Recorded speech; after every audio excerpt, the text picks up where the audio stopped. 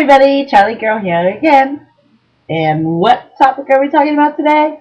Dickheads! Yeah, that's right, dickheads.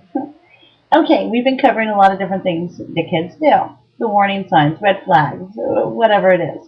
Whether you're in a long-term relationship and you've been dealing with this for a while, or you're just in a new relationship and you're wondering if you're fucking crazy, I'm here to tell you that you're not. One of the other signs of a batterer is they like to destroy things, throw things, bash on things, try to kind of, demonstrate intimidation. Perfect example of this is with, of course, Dr. Dickhead.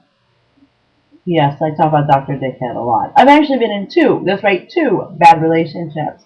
But we'll talk more about that. For a long time, I felt shame.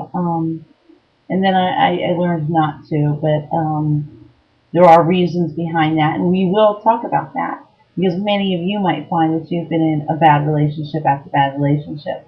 They look out for that. Today we are going to talk about how they like to use intimidation factors, and yes, we'll be talking about Dr. Dickhead. Sorry. He, one day, it was a Saturday, he called up and said, I want to come over. You got to understand, every time I saw his number come up on the caller ID, I would start to hyperventilate. I would start to do heart palpitations, and running around the house, making sure everything was perfect. Because he would actually come in the house, open up the refrigerator, inspect everything. He was nuts. I had to have everything perfect. Meanwhile, he was a fucking slob of 450 pounds that was spilled food all over his shirt, and yeah. But, okay, one day, Dr. Dickhead, it's a Saturday, calls and says, I want to come over. It's a Saturday. Every Friday night, for as long as I can remember, I've always had a huge slumber party, tons of kids over. And he knew this. I was doing this long before he was in the picture. It was one of the things he loved. That's what he loved about me. Well, the kids were still over from the previous night, and he wanted to come over, and I said, it's there's kids here. And he was like, well, I just want to come over. I want to introduce my dogs to your dogs. Okay, now, a whole bunch of kids in the house, two really big dogs, my dogs, and his two dogs. Not a good mixture. You don't introduce four new dogs to each other in the one dog's house. You do it on neutral grounds, and you certainly don't do it around kids. The dog fight is vicious. He knew I had been bitten by a dog before, that I had to have $8,000 worth of surgery done on my hand, so he knew I had a fear of this. He got so mad because I said, no, I'm not going to. You don't need to bring your dogs over right now. It's not appropriate. I've got a house full of kids. It's my dog's territory. You don't bring in these two dogs into my dog's territory and not expect there to be a problem. You do this the right way, and there is a right way. Oh, he just blew up. Oh my God, he blew up.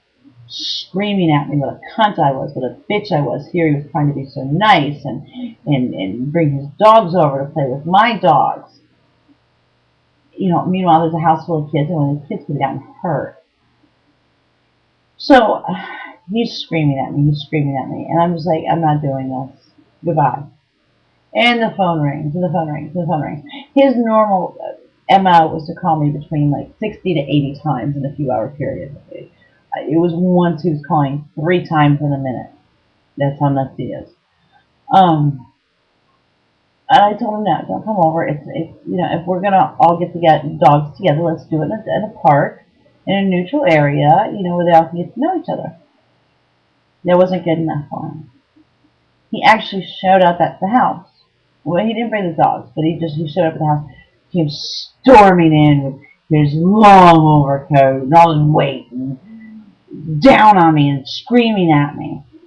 I'm like, you need to leave. There's a house full of kids. You need to leave. I'm not leaving. Wham! Slams his fist down. Okay. I mean, not like slams it like really hard, but enough to just, and he's, he never would hurt his hands. He wouldn't do anything to really hurt his hands because he's a surgeon. His hands are where his money is. But he was just like going over and over, and I'm like, there are neighborhood kids here in the house.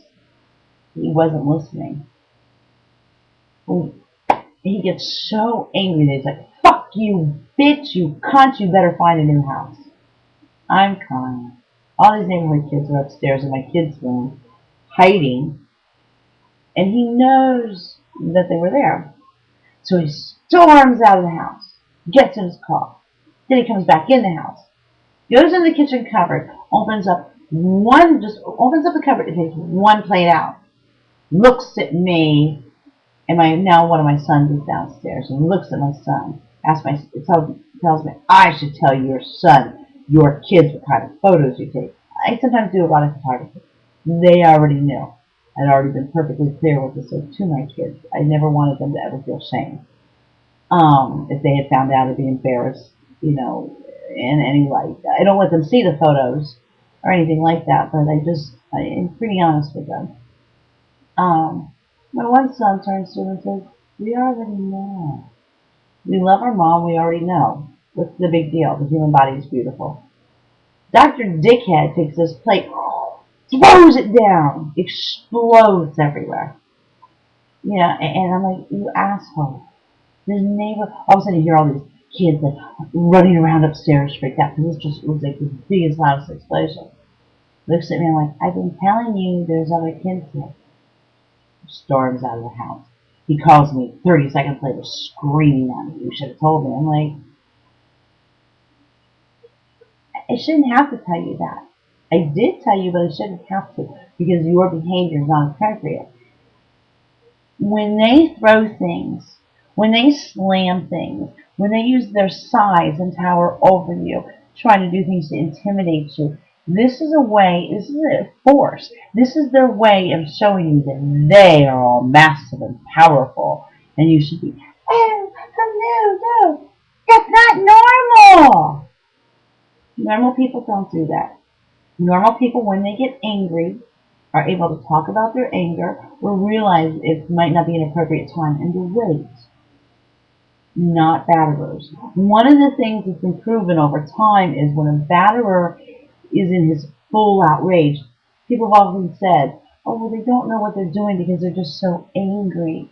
They're so angry that they can't control it. It's bullshit. Something that police officers have noted over the years is when a battery situation is going on, and you wives out there, girlfriends out there, you'll be able to say, yep, I know that. He'll be throwing a fit, beating the crap out of you, in a rage, pounding you and pounding you. The minute somebody knocks at that door, the minute the cops are there, he's all calm and cool. Nothing's wrong. Well, hello, Mr. Officer. What seems to be the problem today? They can control it. Meanwhile, you look like an hysterical fool because you're crying and can't breathe, and it looks like you're the one with the mental issue. The police now, they recognize this. These batterers that use excuse that they can't control it because of their anger or whatever, they can control it. They do control it. The minute the cops show up, they're all calm and cool. So don't ever listen to that. It's not an excuse. They are perfectly aware of what they're doing. They're perfectly capable of stopping. They manage to do it when the cops get there.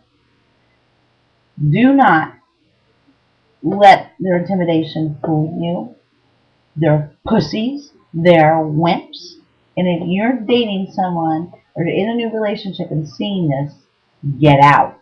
If you're in the middle of that relationship and you're in the middle of this and you're feeling like it's you that's losing your mind because you've been so consumed by it, you're so isolated within it, it's not you. You're not crazy. They are. Pick up the phone and call the National Domestic Hotline. Get yourself out of there. We're almost out of time. See you soon. Stay tuned. I'll be back shortly and we'll get on to the next crazy ass Dr. Psycho story and how to recognize if you're with that. Kisses, babes. Bye.